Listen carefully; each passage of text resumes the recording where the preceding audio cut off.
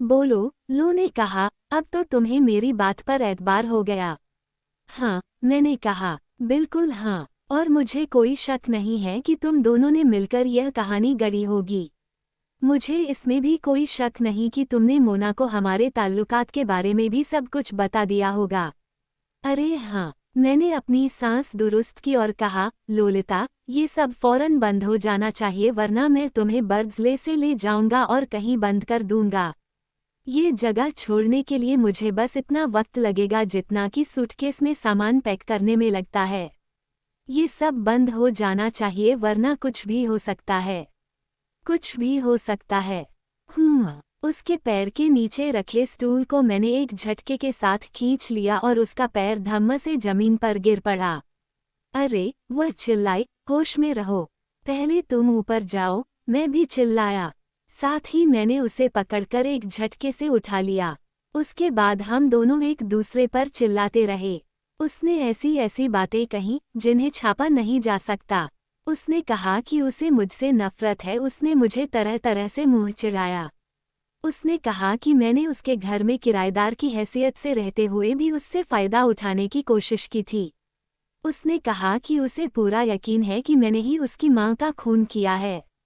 उसने कहा कि वह किसी भी दूसरे आदमी के साथ सो जाएगी और मैं कुछ नहीं कर सकूंगा। मैंने उससे कहा कि वह ऊपर जाए और पैसे छुपाने की अपनी सारी जगहें मुझे दिखाए। कुल मिलाकर यह एक बहुत ही खराब सीन था। मैं उसकी कलाई पकड़े रहा और वह अपना हाथ छुड़ाने के लिए पूरा जोर लगाती रही। उसकी आंखों में ठंडा गुस्सा और गर्म आंसू थे। वह मुझे गालियां देती जा रही थी और जिस तरह से वह बार बार अपना हाथ छुड़ाने के लिए झटके दे रही थी उससे मुझे डर था कि कहीं उसका हाथ टूट न जाए।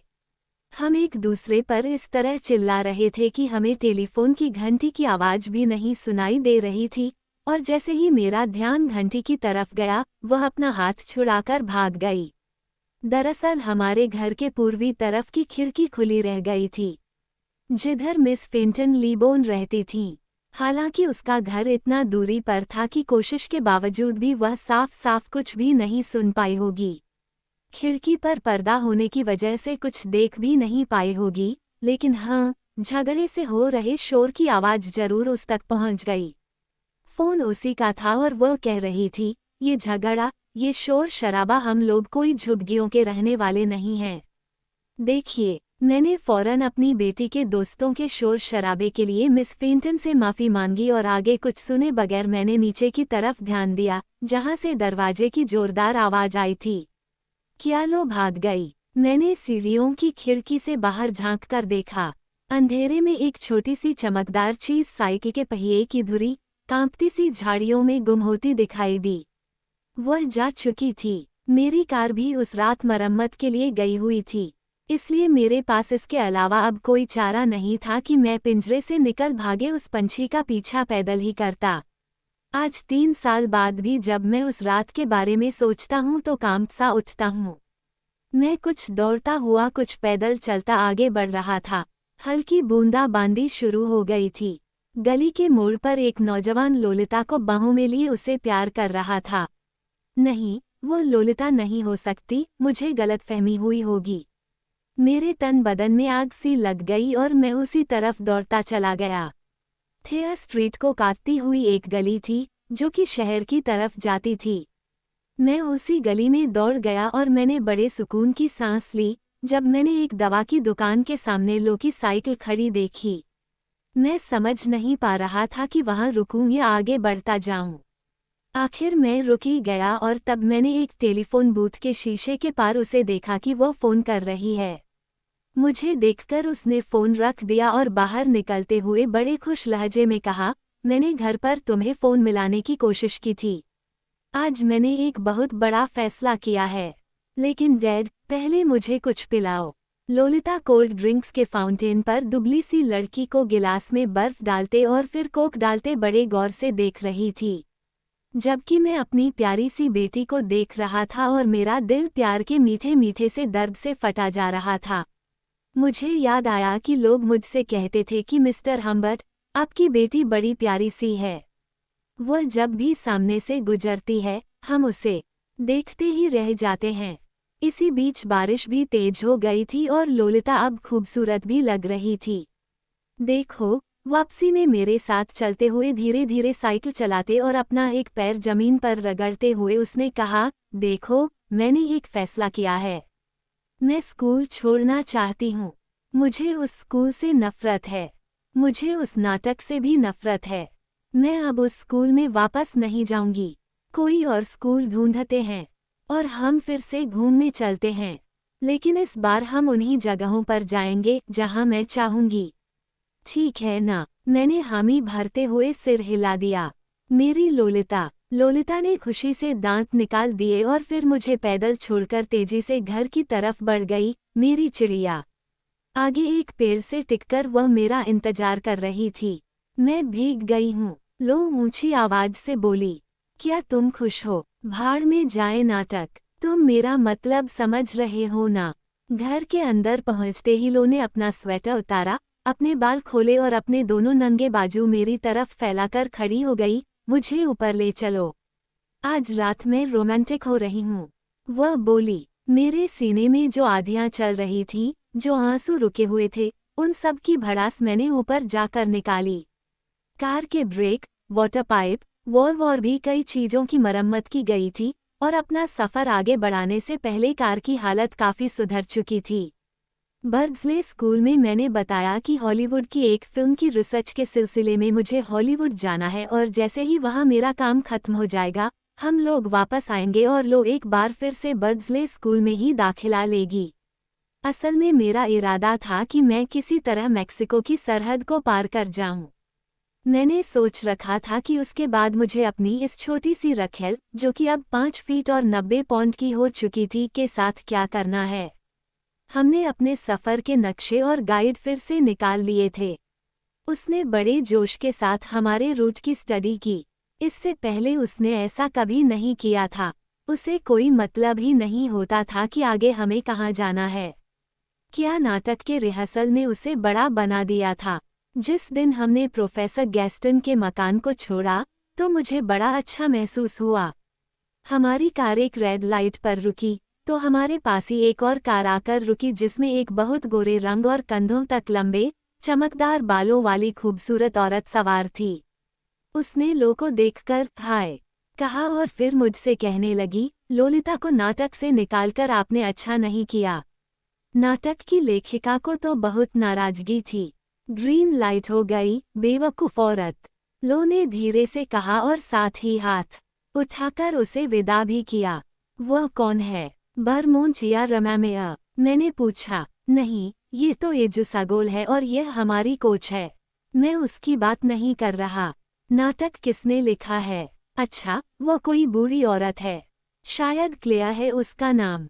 नाटक में बहुत लोग थे, सबके नाम भी तो नहीं याद।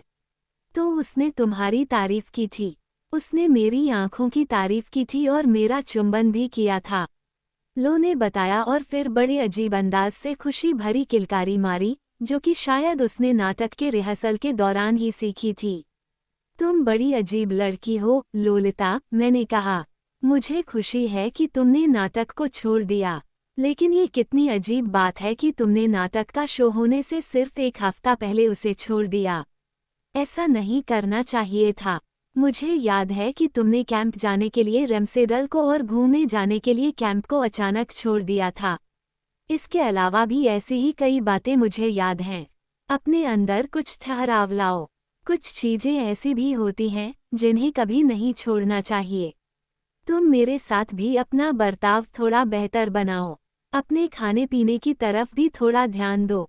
तुम्हारी जांघें 17.5 इंच से ज़्यादा मोटी नहीं होनी चाहिए। इससे ज़्यादा तो खतरनाक हो सकती हैं। मैं मजाक कर रहा था। हम एक लंबे सफ़र पर घूमने फिरने के लिए जा रहे हैं। मुझे याद है कि बचपन में मैं अमेरिका के नक्शे को देखकर सोचा करता था कि अमेरिका कितनी खूबसूरत जगह है। अब मैं उसी खूबसूरत अमेरिका के पश्चिम की तरफ अपनी लो के साथ बढ़ता जा रहा था। पिछले सफ़र के दौरान भी लो की आदत रही थी कि वह अजनबियों से खूब घुल मिल जाया करती थी। अब भी उसकी इस आदत में मेरे हर वक्त रोकने टोकने के बावजूद कोई खास कमी नहीं आई थी। एक पेट्रोल पंप पर हम रुके और जब मैं कार का बोनट उठाकर कुछ ठीक कर रहा था, तो वह अपनी सीट से उतरकर कहीं चली गई। मैंने सोचा कि उसके साथ हर समय ज्यादा सख्ती नहीं करनी चाहिए, इसलिए मैंने कोई खास ध्यान नहीं दिया। कार ठीक हो जाने तक भी वो वापस नहीं आए और मेरी नज़रें उसकी तलाश में बेचैनी के साथ इधर से उधर भटकती रहीं। मेरे दिमाग में हजारों खराब ख्यालात आने लगे। तभी वह पास की बिल्डिंग से आती दिखाई दी। उसने बताया कि चूंकि पेट्रोल पंप का कोई भी टॉयलेट खाली नहीं था, इसलिए वह पास की बिल्डिंग में चली गई थी। आगे चलकर हम पिस्की पहुंचे, जहां हम पहले भी एक बार आ चुके थे। पिस्की में ही उसकी ननिहाल भी थी और मैं नहीं चाहता था कि वहां हमारा कोई जान पहचान वाला मिल जाए, इसलिए मैं जल्दी ही वहां से आगे चले जाना चाहता था। मैंने यही बात उससे कही, तो उसने कहा कि उसे सुस्ती हो रही है और वह चाहती है कि यहाँ से शाम को चला जाए। तब तक वह आराम करना चाहती थी। मैंने सोचा कि मैं उसके लिए कुछ ताजे फल ले आऊं और साथ ही अपने बाल भी कटाता आऊं। ये सोचकर मैं उसे होटल के कमरे में ही बिस्तर पर छोड़कर पैदल चल पड़ा। कुछ दूर चलकर मैंने अपने बाल कटाए, एक कप खराब सी कॉफ़ी पी, अपनी बंदरिया के लिए केले खरीदे और 10 मिनट कुछ और खरीदारी करने के बाद मैं वापस होटल की तरफ चल दिया। वापसी में मैंने उस साइकिल वाली लड़की और उसके बड़े से कुत्ते को देखा, जिसे जाते वक्त भी मैंने देखा था। दोपहर हो चुकी थी। थोड़ा आगे एक बूढ़ा जोड़ा घूमता दिखाई दिया। होटल के पास ही मुझे एक गहरे काले बालों वाला स्मार्ट सा आदमी दिखाई दिया, जो अपनी कार पर झुका हुआ था। उसके पास ही उसकी बीवी, जो शायद पेट से थी, और बच्चे भी थे, इसलिए उसकी तरफ कोई खास ध्यान दिए बगैर मैं बढ़ता चला गया। होटल में अपने कमरे पर पहुंचकर मुझे ये देखकर बड़ा ताज्जुब हुआ कि लो कपड़े पहने बिल्कुल तैयार बैठी थी। उसकी पतली सी टी शर्ट से उसकी छोटी छोटी छातियों को झांकते देख मुझे बहुत बुरा लगा। उसके चेहरे पर बड़ी रौनक थी। हालांकि उसने मुंह नहीं धोया था, लेकिन काफी मेकअप किया हुआ था। वह अपने हाथों को गोद में रखे बड़े आराम से बैठी थी। मैंने अपना थैला नीचे रखते वक्त उसकी पिंडलियों की तरफ देखा और उसके सैंडलों पर मुझे बाहर की मिट्टी लगी दिखाई दी। मैंने पहले उसके मासूम चेहरे और फिर गुनाहगार पैरों को देखकर कहा, तुम बाहर गई थीं? मैं तो अभी उठी हूँ, उसने कहा, लेकिन फिर यह भांपते हुए कि मेरी नज़र उसके जूतों पे लगी मिट्टी पर पड़ चुकी है, वह बोली, बस 1 सेकंड के लिए मैं बाहर गई थी, ये देखने के लिए कि तुम आ रहे हो या नहीं।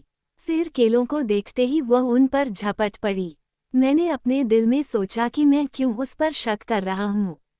क्या सिर्फ इसलिए कि आज वह कुछ ज्यादा ही खुश दिखाई दे रही थी। मैं खिड़की से बाहर की तरफ देखने लगा।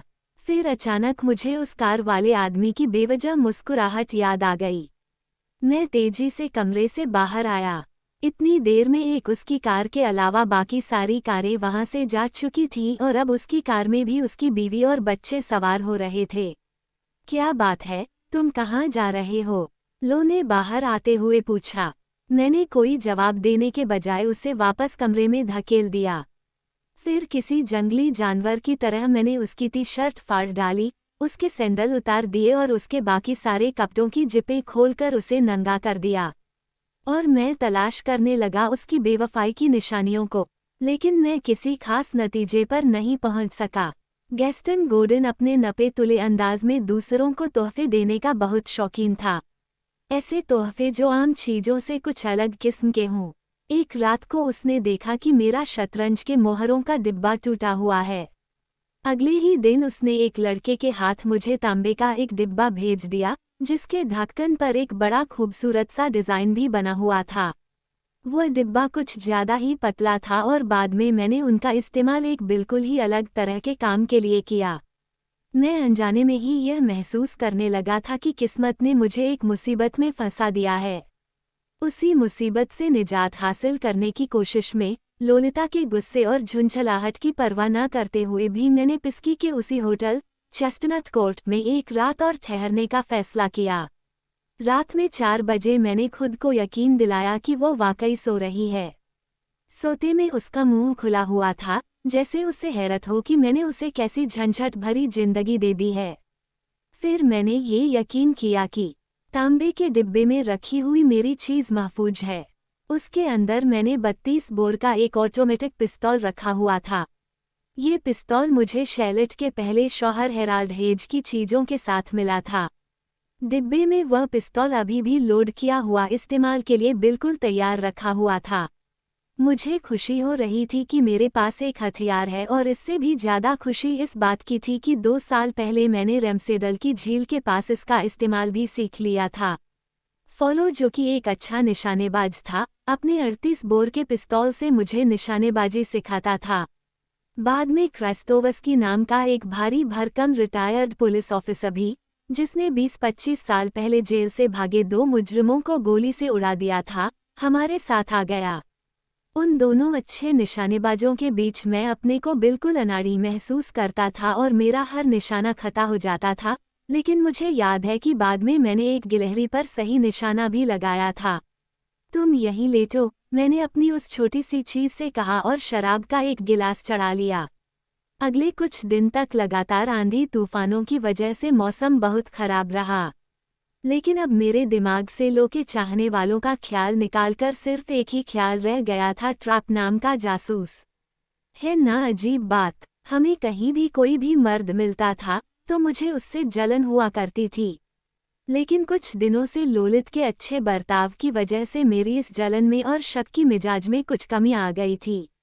वैसे भी मैं पागल भले ही रह चुका हूँ, लेकिन एक पागल भी ये तो नहीं सोच सकता था कि हम्बर्ट और उसकी लो के पीछे एक और हम्बर्ट हर जगह लगा हुआ है। शायद उसे किसी आदमी ने पैसा देकर इस काम पर लगाया था कि वो पता लगाए कि हम्बर्ट अपनी सौतेली बेटी के साथ क्या करता है। दिमागी मरीज होने की वजह से अक्सर मुझे ऐसी अजीब अजीब चीजें दिखाई देने लगती थीं, जिनका हकीकत से कोई ताल्लुक नहीं होता था। हो सकता है कि तब भी यही हुआ हो जब एक रात को शायद मेरी शराब में उसने या फिर लो ने या दोनों ने ही मिलकर कुछ मिला दिया था। रात में किसी ने हमारे कमरे के दरवाजे पर दस्तक दी। मैंने उठकर अचानक दरवाजा खोल दिया और मैंने 2 चीजें देखी। एक तो ये कि मैं बिल्कुल नंगा था, और दूसरी यह कि बाहर अपने चेहरे पर मुखौटा लगाए एक आदमी खड़ा हुआ था। उसने मुझे देखकर हल्का सा ठहाका लगाया और वहां से भाग गया। मैं वापस अपने कमरे में आकर सो गया, लेकिन मुझे आज तक नहीं मालूम कि वह ख्वाब था या हकीकत। यह अलग बात है कि अगली सुबह को मैंने 2 बच्चों को देखा, जो उस आदमी जैसे ही एक मुखौटे से खेल रहे थे। ज्यूरी के माननीय सदस्यों, मैं कातिल जरूर हूँ, लेकिन मेरी याददाश्त बहुत ज्यादा अच्छी नहीं है, इसलिए मैं सही वह दिन नहीं बात सकता जब मुझे इस बात का पक्का यकीन हो गया कि एक लाल रंग की कार वाकई हमारा पीछा कर रही है। लेकिन हाँ, मुझे वह मौका अच्छी तरह याद है जब मैंने उसके ड्राइवर को साफ साफ देखा था। मैं अपनी कार में बड़े आराम से चल रहा था। बारिश बहुत तेज थी, लेकिन फिर अचानक बारिश की रफ्तार पहले कम हुई और फिर बिल्कुल ही रुक गई। फिर कुछ देर तेज धूप निकल आई और मुझे एक काले चश्मे की जरूरत महसूस होने लगी। मैंने कार एक पेट्रोल पंप पर रोक दी। जो कुछ भी हो रहा था वह मेरे लिए किसी नासूर से कम नहीं था, लेकिन मैं इस बारे में कुछ कर भी नहीं सकता था, इसलिए मैंने इस तरफ ध्यान ही नहीं दिया कि पीछा करने के बाद पैसा अदा करने के लिए पेट्रोल पंप के ऑफिस में गया और वहां से ही मैंने एक बड़ी भयंकर चीज देखी। एक लंबा चौड़ा और गंजा आदमी जिसकी मुझे सिर्फ पीठ दिखाई दे रही थी, लोलिता की बात सुन रहा था, जो कि कार से बाहर सिर निकाले अपना हाथ हिला हिलाकर बड़ी संजीदगी के साथ लेकिन जल्दी जल्दी उससे कुछ कह रही थी। मेरे लिए सबसे ज्यादा जानलेवा बात ये थी कि जिस तरह वह उस आदमी से बात कर रही थी, उससे ऐसा लगता था जैसे वे दोनों हफ्तों से एक दूसरे को जानते हों। मैंने देखा कि उस आदमी ने सिर हिलाते हुए अपना गाल खुजाया और वापस मुड़कर अपनी लाल रंग की कार तक चला गया। वह मेरी ही उम्र का एक भारी भरकम, मुझसे ज्यादा चौड़े चेहरे और सूखे होठों वाला आदमी था।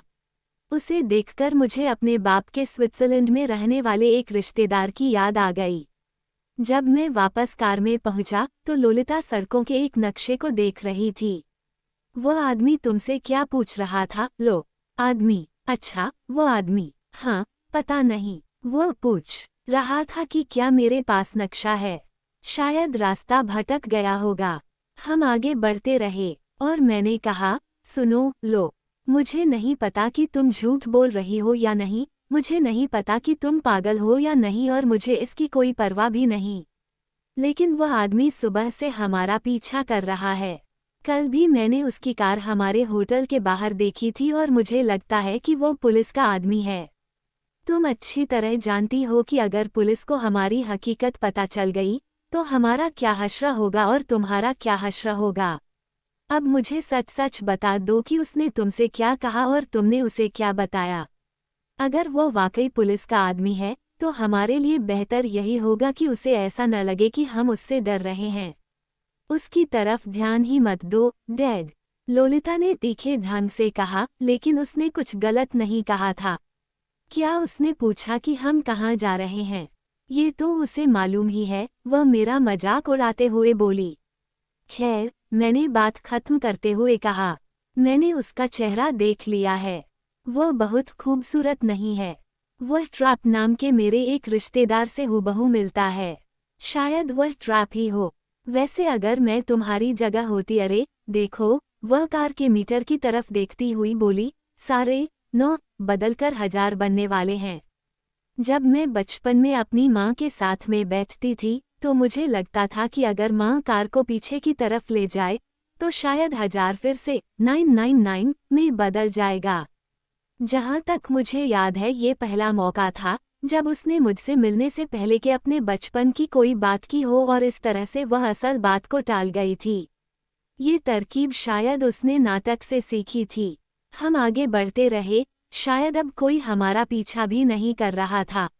लेकिन अगले ही दिन किसी खतरनाक बीमारी के ऐसे दर्द की तरह जो दवा का असर खत्म होते ही वापस लौट आता है, वह लाल रंग की गाड़ी फिर से हमारे पीछे आती दिखाई दी। उस दिन सड़क पर ट्रैफिक कम था। किसी को भी किसी से आगे निकलने की जल्दी नहीं थी, इसलिए हमारी पुरानी नीली कार और उस चमकदार लाल रंग की नई कार के बीच कोई भी दूसरी गाड़ी नहीं आई, जैसे कि दोनों गाड़ियों के बीच का टुकड़ा जादू भरा हो। उस कार का मूंछों वाला ड्राइवर किसी डमी की तरह अपनी गाड़ी में बैठा हुआ था और ऐसा लगता था जैसे कि उसकी गाड़ी सिर्फ इसलिए आगे बढ़ रही थी कि मेरी और उसकी कार के बीच कोई रस्सी बंधी हो, जो उसकी कार को खींच रही हो। अपनी कार के कमजोर इंजन को देखते हुए मैंने अपनी कार की स्पीड तेज करके उसे पीछे छोड़ देने की कोशिश भी नहीं की। सारे रास्ते यही चलता रहा और मैं देखता रहा कि लोलिता की आंखों में कितनी चमक है, उसके गालों पर कैसी दमक है। दोनों गाड़ियों के बीच बने इस सिलसिले को आखिर 4:30 बजे सड़कों की भूल भुलैयों के बीच खड़े एक ट्रैफिक पुलिसमैन ने तोड़ा। उसने हाथ के इशारे से मुझे आगे बढ़ जाने को कहा और साथ ही साई की तरह मेरे साथ चल रही उस कार को रोक दिया। अब मेरे पीछे करीब 1 दर्जन कारें आ चुकी थीं। मैंने मौके का फायदा उठाते हुए अपनी गाड़ी की स्पीड बढ़ा दी और थोड़ा आगे चलकर एक पतली सी सड़क में दाखिल हो गया। कई जगह रुककर पीछे देखने और भटकने के बाद मैं वापस हाईवे पर आ गया, जहां अब उस लाल कार का कोई पता नहीं था। लोला गुर्रा कर बोली, अगर तुम वाकई उसे पुलिस का आदमी समझ रहे हो, तो इस तरह उससे छुटकारा हासिल करना कितनी बड़ी बेवकूफ़ी है। मुझे अब उसके बारे में कुछ और शक था, मैंने कहा। मेरी बात को समझते हुए वह व्यंग्य भरे लहजे में बोली, उसके आगे चलते हुए उस शक को दूर कर लेते। फिर सपाट लहजे में बोली, तुम कमीने हो। वह रात हमने एक गंदे से कमरे में गुजारी। जबकि बाहर तेज बारिश हो रही थी और बिजली कड़क रही थी, अंदर भी ऐसा ही कुछ हो रहा था। लो बिजली के कड़कने से डरती थी, जो कि मेरे लिए हर तरह से फायदेमंद था। मुझे लगता है कि वह मोटे चेहरे वाला यहाँ भी आ पहुँचा है, मैंने कहा। तुम्हारे मजाक पर मुझे बुरी तरह हंसी आने लगती है, लो बोली। वैसे ऊपरी तौर पर सब कुछ ठीक था। वह मुसीबत टल चुकी थी, इसलिए सोडा नाम के उस छोटे से शहर में हमने अगले 2 दिन बड़े चैन से गुजारे। आगे हमें वेस शहर जाना था, जहां लोलिता जादुई गुफा का जश्न देखना चाहती थी। लेकिन शायद लो ने जश्न की तारीख गलत पढ़ ली थी, क्योंकि हमारे वेस पहुंचने तक वह जश्न खत्म भी हो चुका था।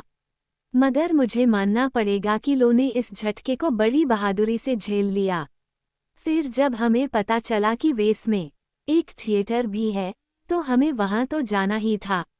जून के उस महीने में उस थिएटर के अंदर हमने जो नाटक देखा, उसकी कहानी तो अब मुझे याद नहीं, लेकिन यह अच्छी तरह से याद है कि उसमें लगभग लो की उम्र की 7 लड़कियां भी थीं, जो कि इंद्रधनुष के 7 रंगों की नुमाइंदगी कर रही थीं। वे नाटक के आखिर तक स्टेज पर रहीं। उनमें खास तौर से 2 लड़कियां बड़ी प्यारी थीं, जिनमें से एक लगातार खुद को कहीं न कहीं खुजाती रही, जबकि दूसरी बार-बार अंधेरे में बैठे दर्शकों में शायद अपनी माँ या किसी और को देखकर मुस्कुरा देती थी। उन्हें देखकर मेरे अंदर ख्वाहिशों की अंगड़ाइयां सी उठने लगती थीं। इसलिए जैसे ही नाटक खत्म हुआ और तालियों का वह शोर, जिससे मुझे हमेशा से बड़ी सख्त नफरत रही है, शुरू हुआ, मैं लोलिता को लेकर बाहर निकलने के लिए दरवाजे की तरफ चल पड़ा। मैं चाहता था कि जल्दी अपने कमरे में पहुंचकर मैं इस तारों भरी खूबसूरत रात का पूरा फायदा उठा सकूं। लेकिन लो पीछे रह गई थी। वो बहुत खुश थी और तालियां भी बजा रही थी। उधर तब तक स्टेज पर नाटक के दोनों लेखक पहुंच चुके थे। कोट पहने एक मर्द और नंगे बाजुओं व काले बालों वाली गिद्ध जैसी एक बहुत लंबी सी औरत। कार में बैठते हुए लोलिता ने कहा, तुम बिल्कुल जंगली हो, तुमने फिर से मेरी कलाई दबा दी। आई एम सॉरी, मुझे सचमुच बहुत दुख है, मैंने कहा। फिर उसकी तकलीफ की तरफ से उसका ध्यान बटाने के लिए मैंने नाटक और उसके लेखकों विवियन डाकब्लूम मर्द और क्लेयर क्विल्टी औरत के बारे में बात शुरू कर दी। क्विल्टी के नाम पर मैंने उसे रेमसेडल के डॉक्टर क्विल्टी की भी याद दिलाई, लेकिन वो कुछ याद नहीं करना चाहती थी। और मैं सोचने लगा कि यह नाबालिग किशोरियां कितनी जल्दी सब कुछ भुला देती हैं, जबकि हम बालिग बूढ़े उनके साथ बिताए एक एक लम्हे को अपनी जिंदगी का खजाना मानते हैं।